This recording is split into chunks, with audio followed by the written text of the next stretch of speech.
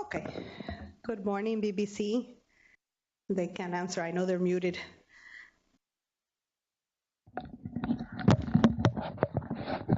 Good I can hear you loud morning. and clear. Okay, we're going to get started. Welcome to the 2018-2019 ANS fee budget request.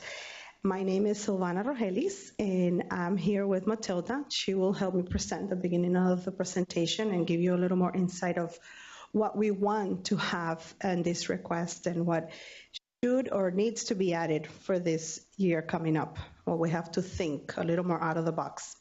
Again, my name is Silvana, and we're going to go real quick through what we are going to present. And our overview for today is our strategic budgeting. This is something that Matilda's going to give you an overview of, and it's something very important because this is like what's going to give us the beginning of how we have to make our brains think for these requests coming up. It's going to go through the performance funding, and it's going to explain a little bit, obviously, about what student affairs prioritizations are. Also, I will go briefly with the presentation on how the budget spreadsheet is divided. Most of you have received the budget and you have it. I hope you were able to see it before coming to the presentation. The flow is the same. It's not changed from previous years. So this could be a review for many of you, but I know even myself, when I have to sit down and fill it out for my office, it's a little challenging. So it's good to have this review. We're going to go what we have to fill in for the allocation detail and the accountability, important for the students to know, especially the new incoming students that are going to be deliberating on it. They will need to see this accountability. Then we're going to go through your 18-19 budget request, and we have also 3 components to that. It'll be the repeated funding of whatever you already requested, so you're also just going to be listing that. Any new funding, and we also have anything that's for the FIU online students. As you have seen, there's green tabs on the bottom of the spreadsheet that I sent, and that is going to be for your FIU online. Also, quick information for hearings, deliberations, and a little more of the budget information when it comes to the deadlines, when these are due, and monthly budgeting and input on the system. And with that, I will hand it over to Matilda for the performance metrics.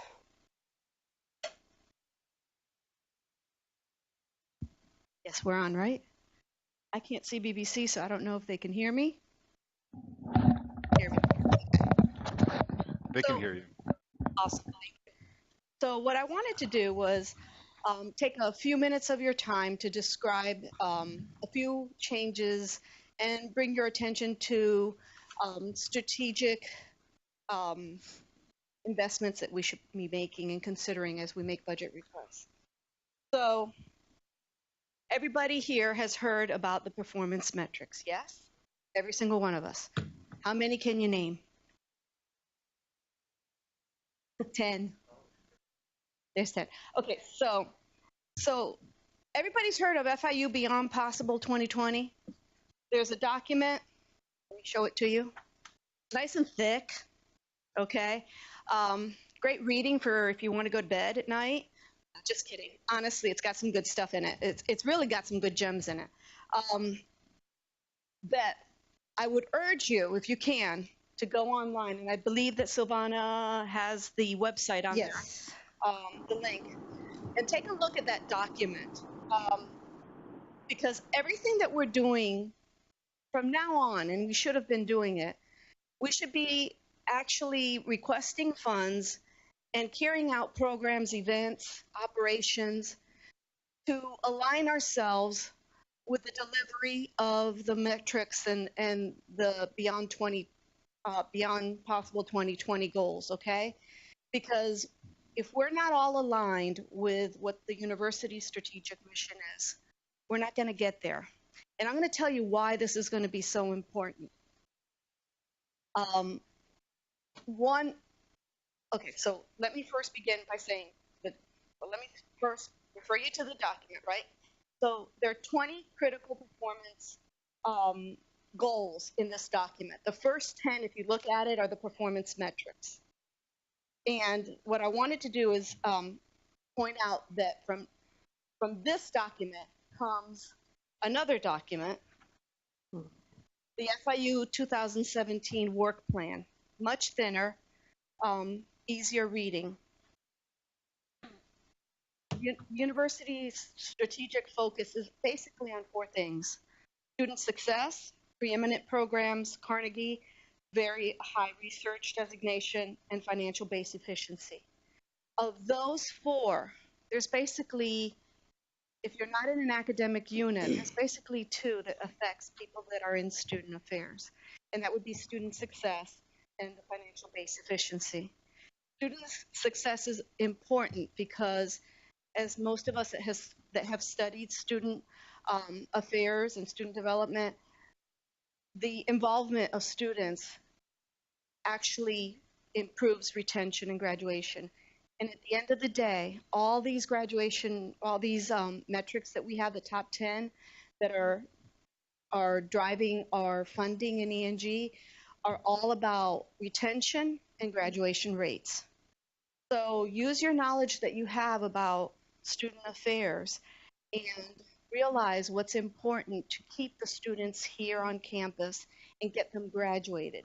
So with that follows that we should also be doing things that are investing in areas for financial and base efficiency, that we're going to be able to align our financial performance to invest in areas that are going to get the students, keep them here and graduate them, okay? And if that includes having to purchase items that will increase and improve our actual understanding and accountability and being able to account for what we're doing for the students, and that's what you should be considering in your budget request. So the top things that I want you to remember when you're making your request is, does it feed into the retention and graduation of our students?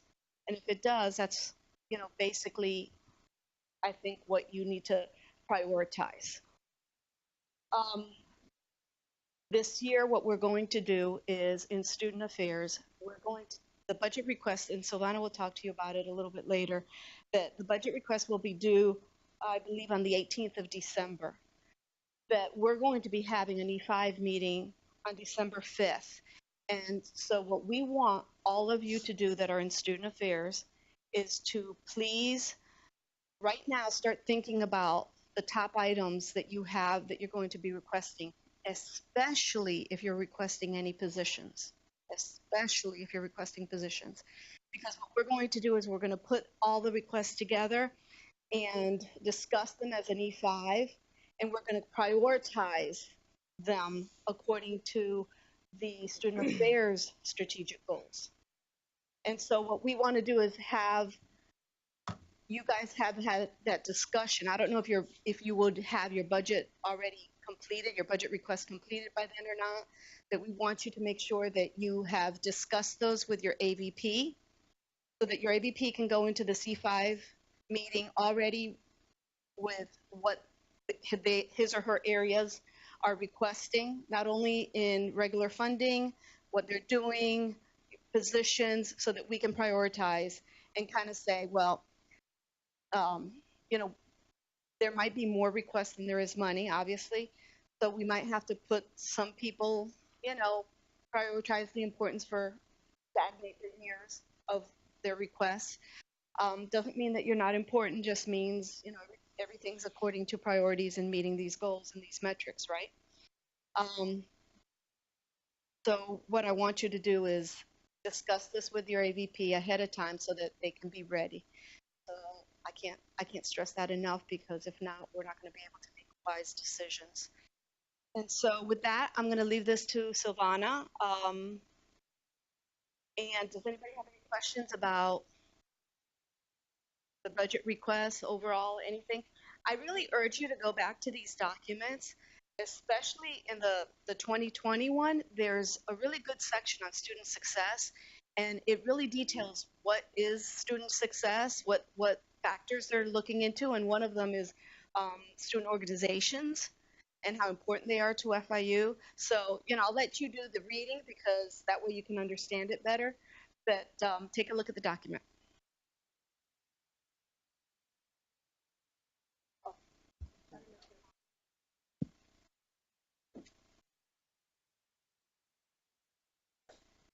Thank you.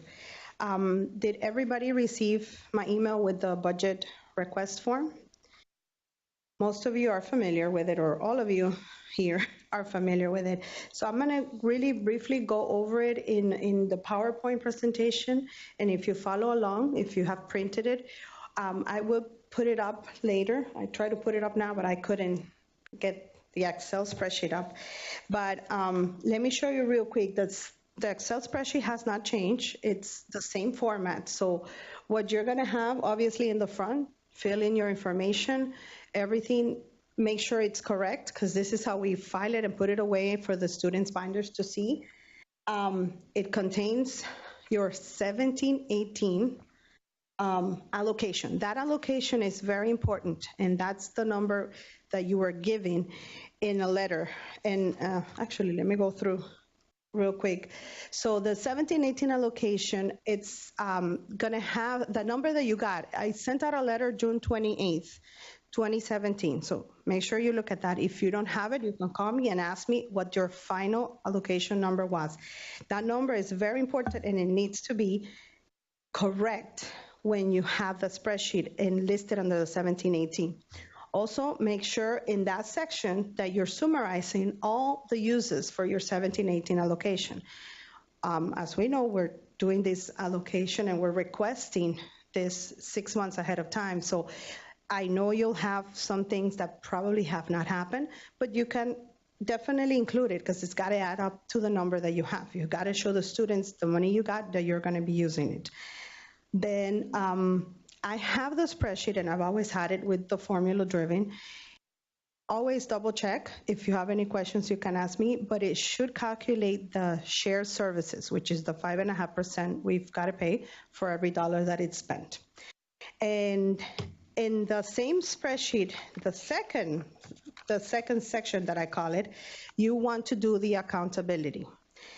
I noticed that as years continue to pass, a lot of the students are very much into this section. They want to know what you spent. So make sure you list the events items that you've already had happened, that we're going to turn this in December. So whatever's happened in these 6 months, but definitely explain to them the ones that you're going to have in spring. I know spring tends to be the heaviest when it comes to the spending. You want to identify the number of participants that have been serviced with this program. I know that we have it a lot easier now. We have the card swipe and obviously attendance sheet, but it is important to show why this program that you did, it's worth requesting again. And obviously you want to account for it as to why it was such a success and you need more money for it. Also, if you have the amounts are different and you want to explain the variance as to why you spend more money, some of the time this is because you've had somebody that kind of share the program with you and they also paid, and the program actually needs so much more dollars to run. And you want to show the students that this is why the program was so successful, that it was something that you co-hosted with somebody else. And again, if you anticipate that you have any 17-18 budget available, just call your controllers or let me know and they'll be happy to reallocate the funds. I know that's something that a lot of people don't want to know, and they don't want to make sure that you want to make sure you account for every penny you have.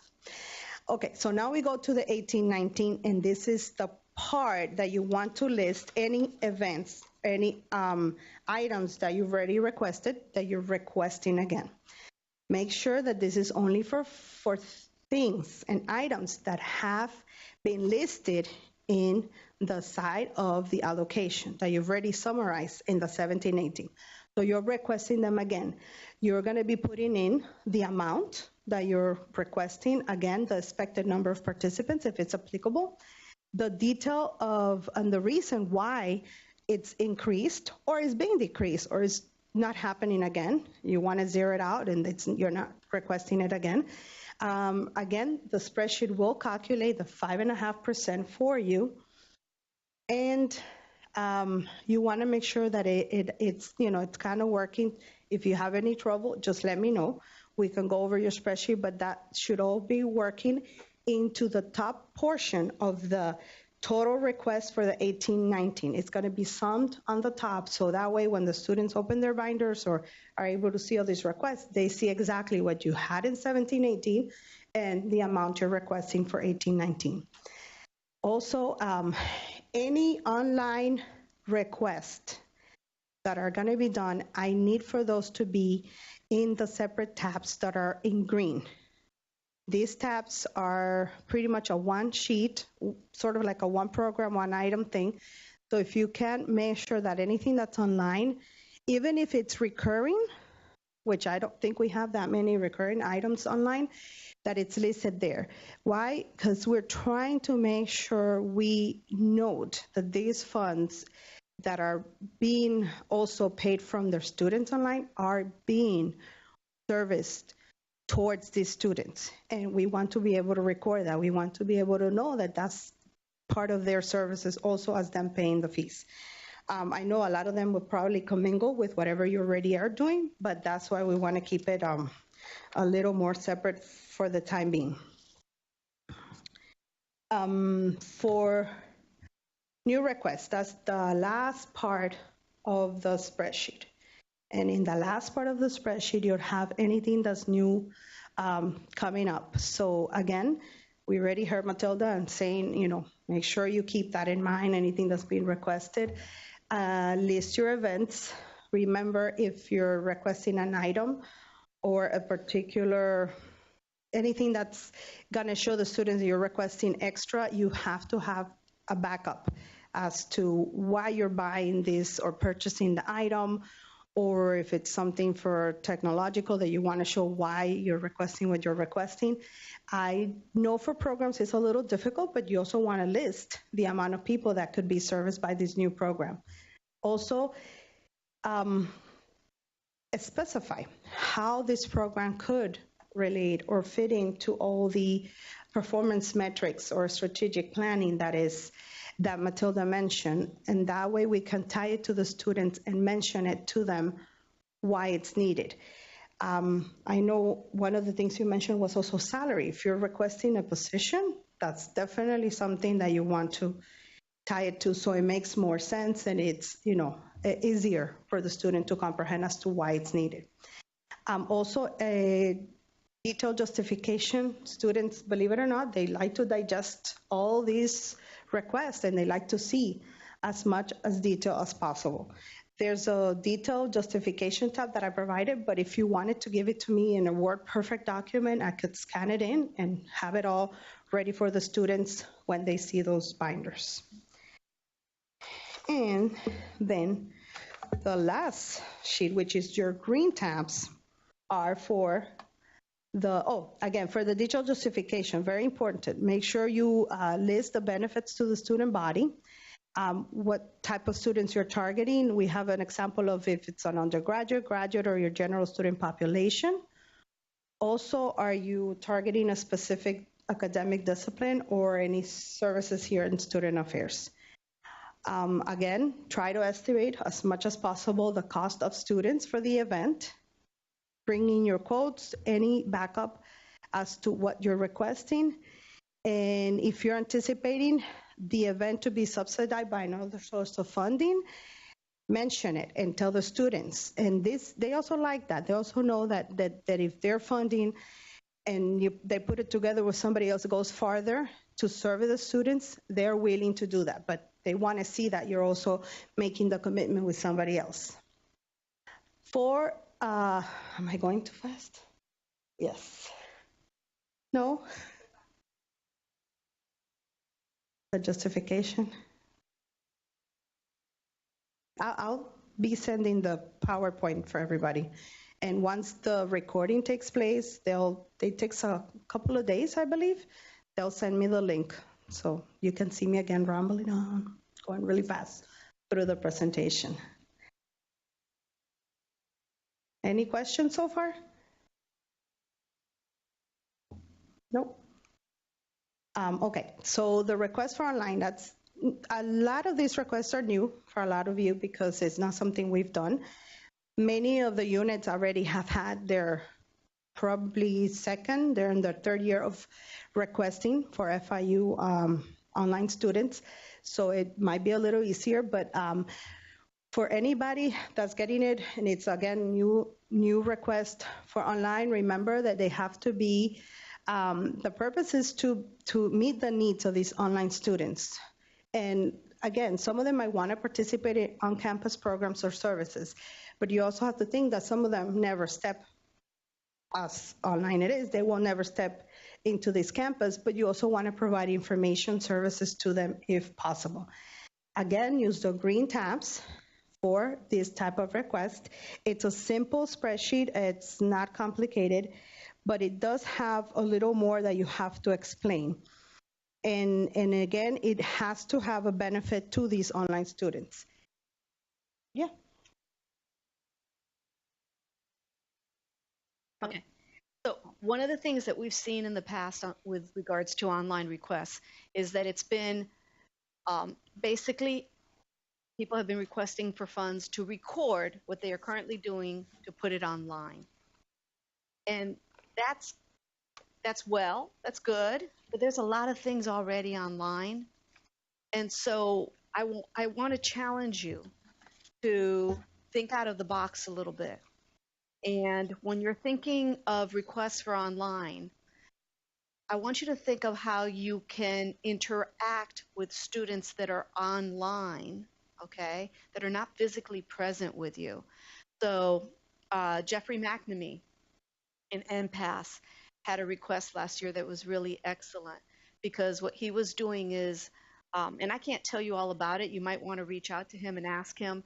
He had this request that was him and Janet, I think it was, had this wonderful request to where they would have a live facilitator, and the people that were online, they knew the time that this was happening, and they would interact with the person giving the speech or whatever, the lecture, whatever was happening, and it was interacting with the online students. We're looking at things like that. We're not looking to just, you record something and you put it online. Yes, that serves its purposes, and sometimes it's necessary, but that's not what we want to become. So I challenge you to think out of the box on that one. And with that, we had listed a few of the online requests that are important to keep in mind. If you request hardware or software, make sure the requests are, again, purchase technical needs to engage these online students. Recording, just like she mentioned, that's what we've seen in the past, and I'm glad that you're challenging everybody to think out of the box because it's very new, this request and servicing online students. FIU Online does it excellently, but we're in the service of the students and programming, and it's a little more challenging for that. Any online programming addressing, again, the online students directly and indirectly, and for training and professional development could be used to assist the staff in professional growth involving further trainings as it relates to the online engagement, which I think, it's important to know because I feel that it's very new to me, but I know FIU Online is ahead on this, so maybe we can also try to see what they do and how they do it best. Then let me go over any questions so far on the budget spreadsheet. Everybody knows, and it's going to be turned in perfectly. One thing that I want to, I guess, highlight is that in my conversations that I've had with the SGA leaders, one of the things we realized that for 18-19, you're making a request that you've only had half of 17-18, right, completed. So you're providing data of things that you've done for basically half a year. Be prepared that they might come to you and ask you, especially if this is a recurring type of an event or program, that they might ask you, what did you do with the funding that you received for this program in 16-17? That's a full year. So make sure you kind of have that kind of information somewhere to where you can respond to those type of requests, because they're going to want to see, especially on recurring requests, what you're doing with those funds, and if you are in fact delivering on those services that they've funded you for.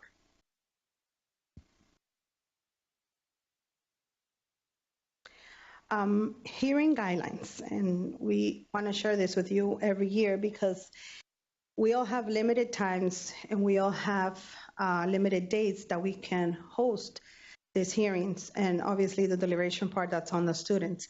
But hearings will be 10 minutes for presentation, and we usually extend it to 5 more minutes for Q&A. I know students, when they're at the table, they can always, if they want to hear more from you, they can do that.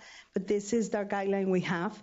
Again, extended times will be given for base budget request. This is the year where we have to start back again.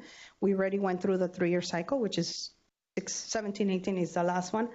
So this year, our hearings for both the students and everybody that's continuing to present, it's going to be a little more. And it usually is, I think, a little longer when we have to hear everybody, especially for base budget. Remember, requests need to highlight the main events of the funds and how it benefits the student body. That's the main thing, how it benefits the student body.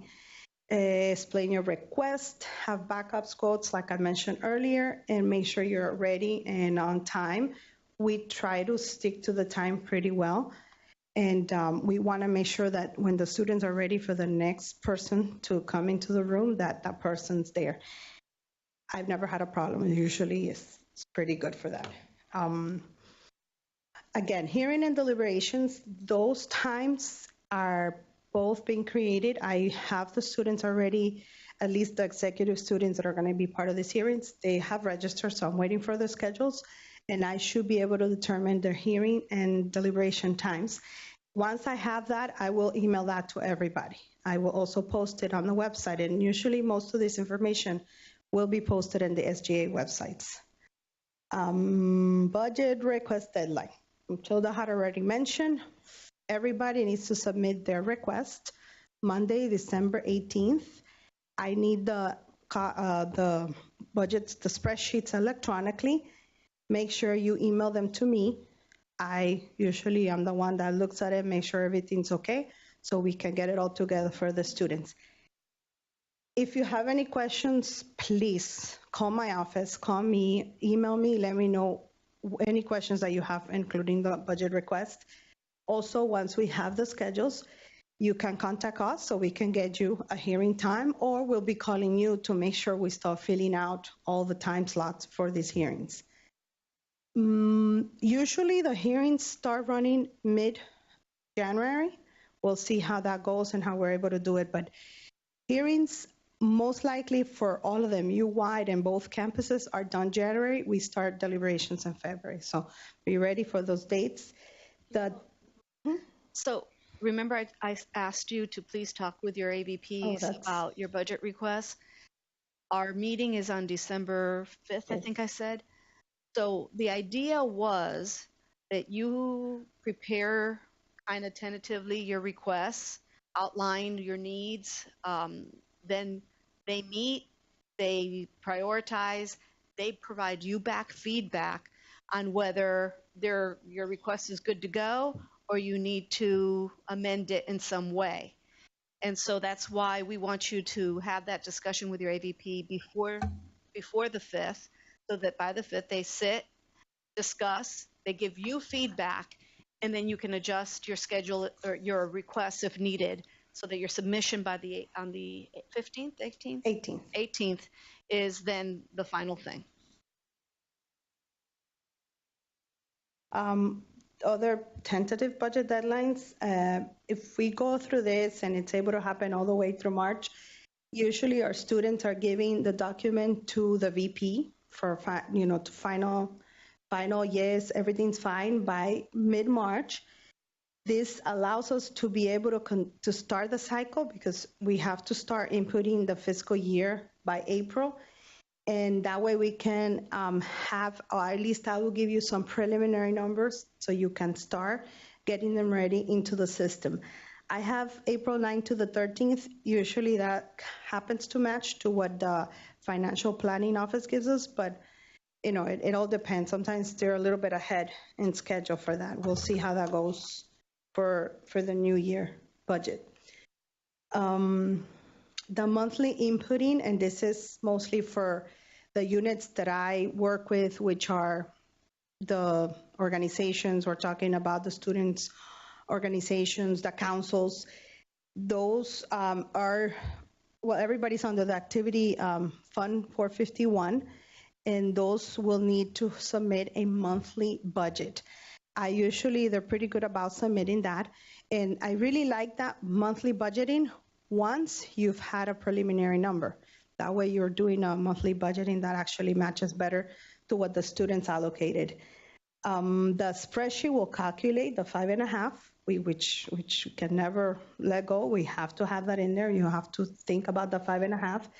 And I plan to have cash transfers out, and this is for the bigger units.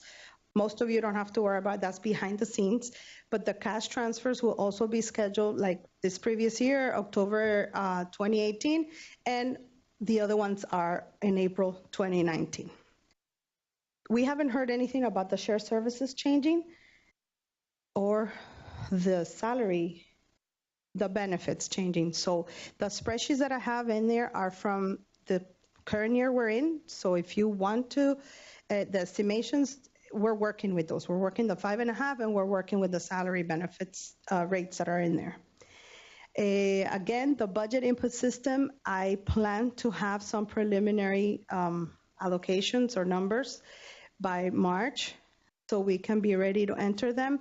Again, I work with the 451s, and I know I have a few that are 452s that you would be the ones in charge to make sure that this budget gets put into the system. I actually go through all my list, look at the 451s and 452s to make sure they're in, and if anything, I'll call you. But you know who you are, and you know who you have to contact to make sure whoever is the person responsible to enter this budget in the system. The training for the university, the main training the University of Financial Planning does, we don't know when the kickoff is, but they will let us know. Again, that usually happens mid-February, and I know we have had it, usually it's on a Friday of probably the second week of February, but I can't give you those dates. I have not been able to work with them on that yet. We're starting a little ahead from them, which we usually do, but they don't have those dates. For the spreadsheet, remember your expense and other capital outlets, that monthly spreadsheet that I have there, you have to put your estimation of how you best want to divide it into months. The OCO, make sure you put it where, again, because we're going back to the budgeting being as best as possible, because this year we had to have the commitment controls. I have not run into many of them, actually, and I'm hoping we don't run into those budget commitments errors. And I don't know if I'm talking to... Do any of you know what I'm talking about when it comes to that? That we're getting... Huh? Right, the commitment control is because we're having to budget pretty much to the T. And I know we're probably going to run into this when we get to the third quarter, if the funds are not, they're not going to allow us to go negative at all. So whatever you're charging and you're out of budget, it will be showing and we'll be getting all those notifications. So I want you to best as possible, if you have any OCO items, put them in the right months and make sure that you follow that. Make sure that whatever we put that we're going to use, we want to follow that, because they're being very picky as to how we spend, how we budget. They want us to budget even to the T when it comes to revenues. That's a little harder for many of us, but at least we have to try to do that. Again, OCO is any equipment that's greater than $5,000. I usually don't see those requests much. And salaries, in the spreadsheet, there's also a salary tab that, again, has this current year's salary rates and the benefit rates. So make sure you use that so you can see what the actual, whatever position requesting, you have to put in the total, the salary and the benefits, so the students know the whole package. Because if you go up and just put the salaries, they will give you probably the salaries, and then you need the whole package for that, for the whole position. Again, salaries that are requested for off the top, you don't have to put that in there. Most of you are aware of that, and you don't have to worry about that. But if you have a question, you let me know if you don't remember if yours is off the top. But the new position is very important. Definitely have that as best as possible. The students don't like it when it's halfway, or the full position is being requested, and you're just requesting a little piece. They always wonder. They question why is the position so high. We're there to tell them that's the salary and benefits, so they understand. So what you should be doing if you're requesting a position, you should know the title of that position. You should know what kind of duties you're expecting from that position. You should know what the salary range for that position is and what the benefits would be for it. And you should be able to elaborate that and be clear to them about that. And if it's half-time, that's fine. But you need to have all that background, excuse me, to justify and be able to speak towards the needs and the deliverables of that position. I mean, you should be able to justify that there's enough need in your area for that position to be able to be busy, whether it's half-time, full-time, whatever. So that's what you should consider if you're asking for a position. Oh, one other thing. So now let me throw you a little curveball, just a little one. So this year, the budget process is going on. We started it a little earlier than usual, but we expect to kind of catch up and be right on target with what we've done in previous years. You're making the requests now for fiscal years 18-19. The students want to change the timing of the budget requests. They want to make the budget allocations earlier in the year. Some other SUS institutions start their allocation processes earlier, and so they want to follow suit. So the discussion with the CFO's office has been that they'll release anticipated A&S revenues to us earlier. So for the 1920 budget request, which should be this time next year, right? They're going to begin it July and August. So just so that you know, realize that this year you're making a request now that will be for 18-19. So January, February for 18-19, and in July for 19-20. So keep that in your mind. Running also, way ahead. Also, please keep in mind, I don't know how many of you, I'm looking around the room and I don't see that many finance managers, but the CFO's office had a finance managers meeting maybe a week ago. And one of the things that came out loud and clear is that it didn't look like ENG funding was going to continue at the same level. And they said to refresh our 10% reduction plan on the ENG side of the house. I would really, and again, this is not to, startle you or to,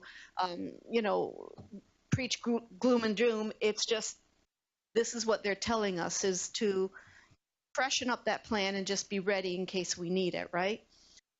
So one of the things I would like you to do is make sure that you speak to your director, your budget person, and say, if we have a 10% reduction in our ENG operations, if you do have multiple forms of funding in your units, right?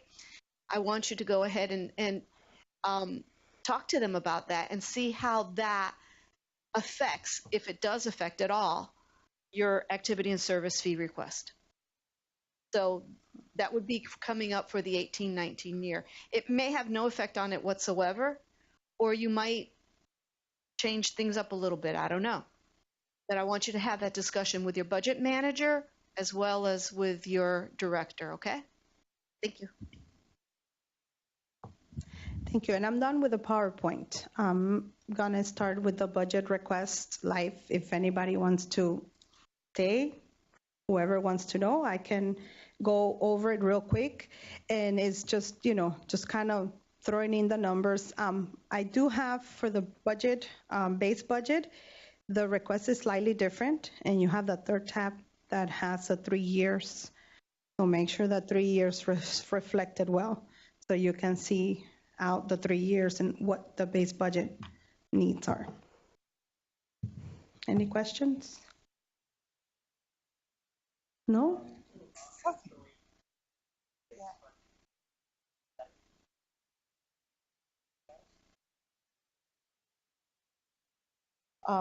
You're saying it because what, it asks for other types of revenues that would come in?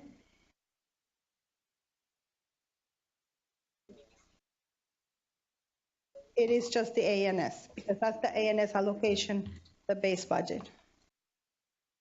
Yeah,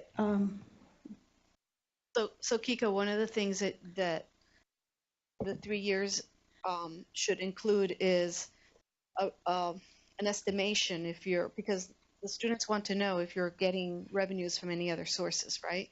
So an estimation of what those revenues might be. So take that into consideration as you bring out the out years.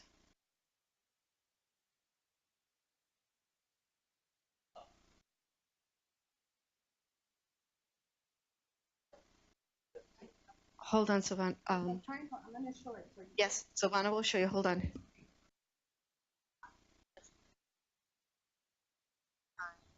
Oh, sorry.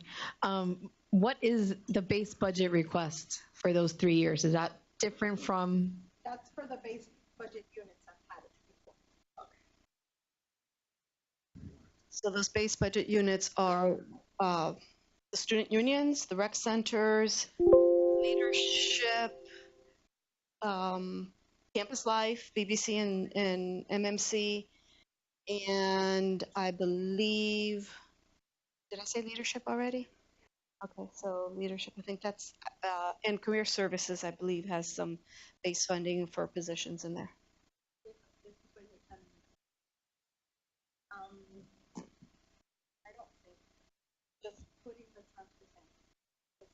Remember before we're mixing the 331s with the 451 funds, but for this particular spreadsheet, you want to leave it and put in the transfer in, meaning the ANS allocation.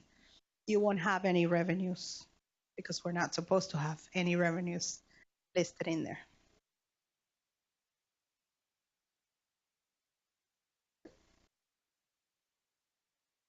So you want them to list the revenues up here for the auxiliary, or?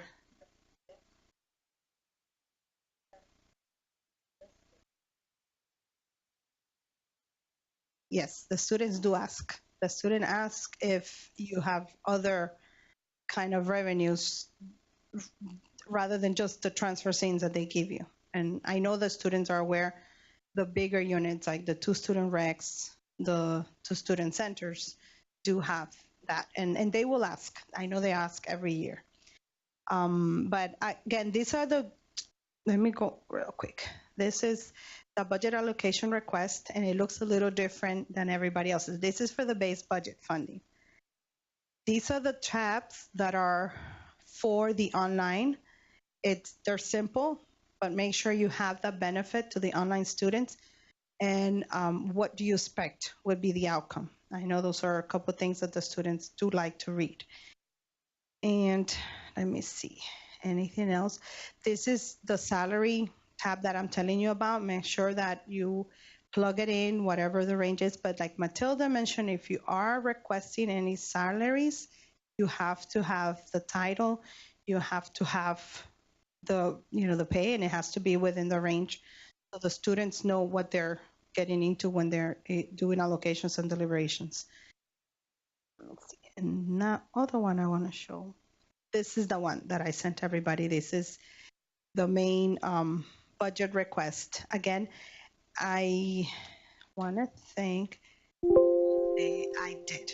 So most of you got the one that is protected. So when you're trying to start to input, I have the little grade area. That's where you want to put your name. Make sure that whatever you list, oops, sorry, that's the organization. This organization is the name that I use so I could put it alphabetically for the students. So make sure that it's the right organization, the club, the right council, so we can do that, whoever's representing it. And you want to make sure you list, is this an MMC request? Is it a BBC request? Or is it a U-wide request? That's also another way that I take it and I try to go ahead and file it in.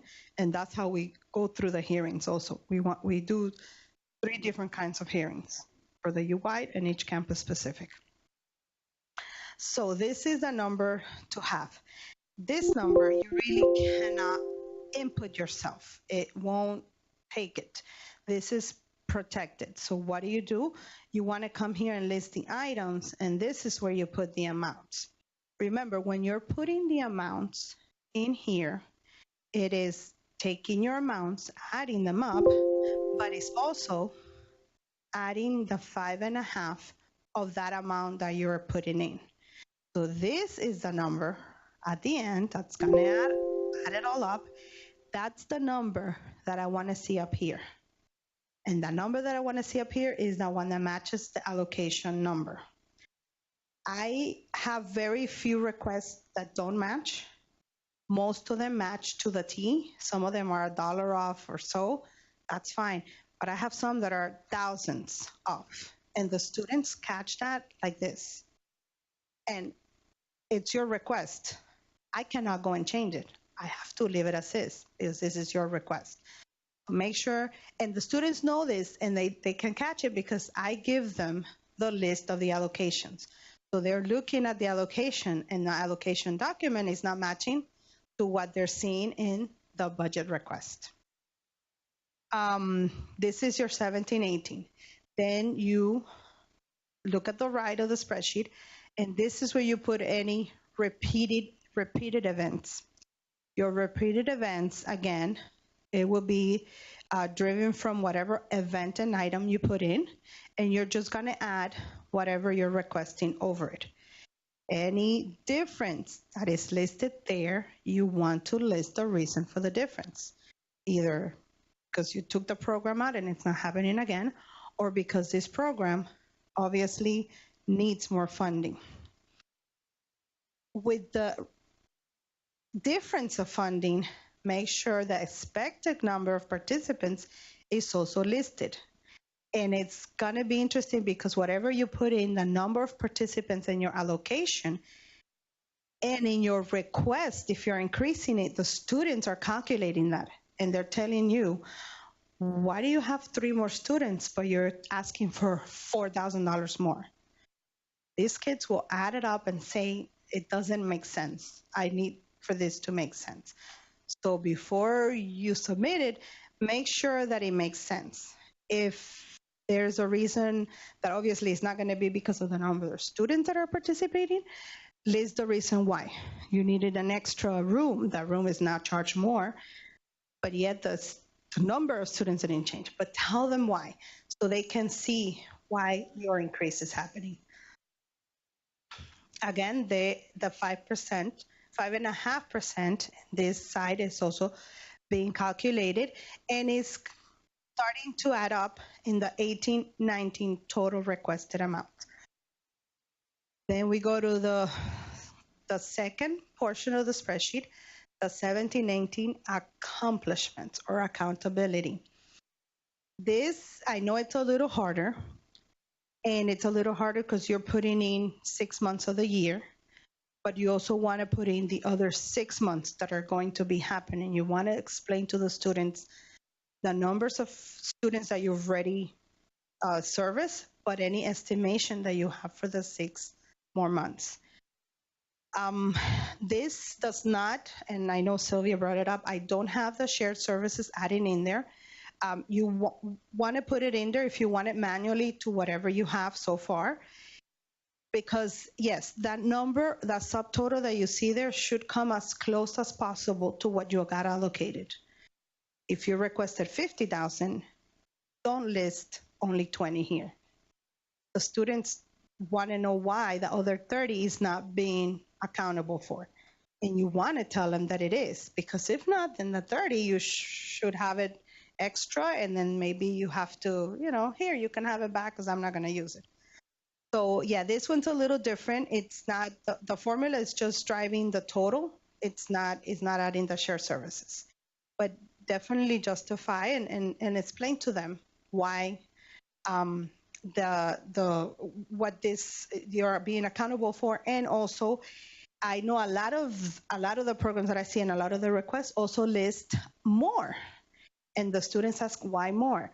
That's good, because you're telling them, we put this program with $10,000 that you gave me, but the other 5 came from so-and-so person or so-and-so office that are, trying to make this program work. And that's what you're showing them, that the program also worked, but it was, funding from other sources. Then the last portion of the spreadsheet is your new never funded request. That's probably the one you want to have more backup and justification, especially with the salaries. And again, you want to list it, and you want to make sure to specify the justification, how it meets the strategic and performance metrics that Matilda explained earlier or talked about. I have for the 4 tabs that are the online. If you need more, you let me know. We'll go ahead and add more to your spreadsheet. I just put 4. I don't know if there will be a need for more, but if there is, good. We can add more. Those 4 are going to be automatically fitting into the green row here, and it's already coming in with the 5% overhead.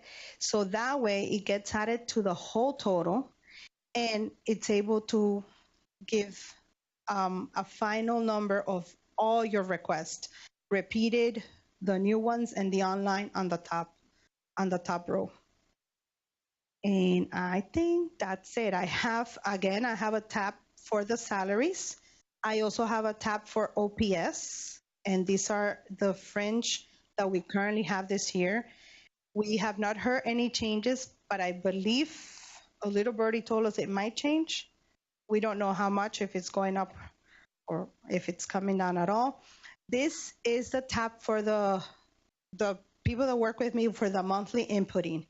And it's broken down so we know once it's all, you have an allocation number, so we know more or less what's going to be put into the system in the actual Panther subsystem. And I have some of the instructions are here if you need them, but I will share the whole PowerPoint presentation with everybody.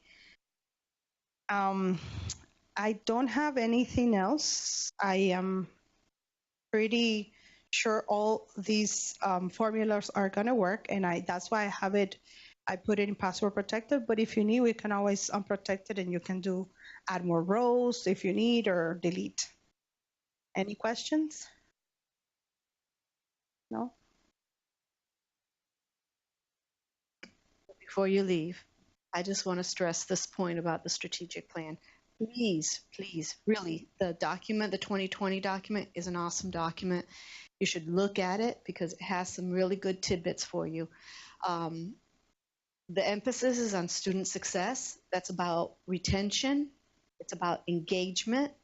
It's about communication to the students. It's in that document. That's not me coming up with these words. It's in that document. So I challenge you, as you're planning on your events and what we've done before and whatever.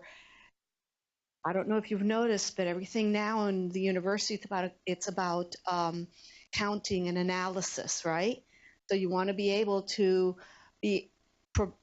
request things that you can provide analysis for, that how it's affecting engagement, how it's affecting the retention of your students. Also, in the document, it says that the goal of FIU is to improve and increase online education. So what that means to me is we're going to have a lot more online students. We need to find ways to access, tap, and engage these students. We need to think out of the box.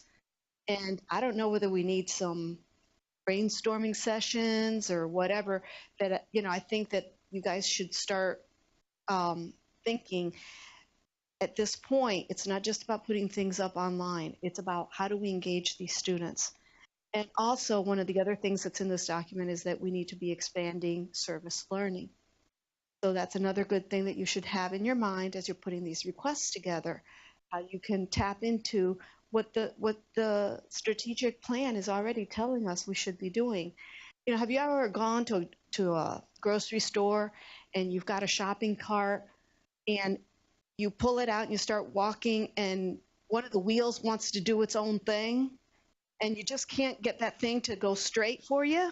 We don't want to be that wheel that wants to do our own thing. We want to stay in line with the university's mission and vision so that we can help the university achieve their goals. So I've preached enough. Thank you so much. Thank you. Any questions from BBC? And I guess we can't tell because... Are they unmuted? No. BBC is locally muted, so they would have to unmute themselves to ask any questions. ABC, That's do you correct. have any questions? Raise your hand if you have any questions. Call me. There are no questions. Wow, excellent. Thank you so much. And thank you guys for helping me get this video conference recorded. A pleasure. Oh, yes.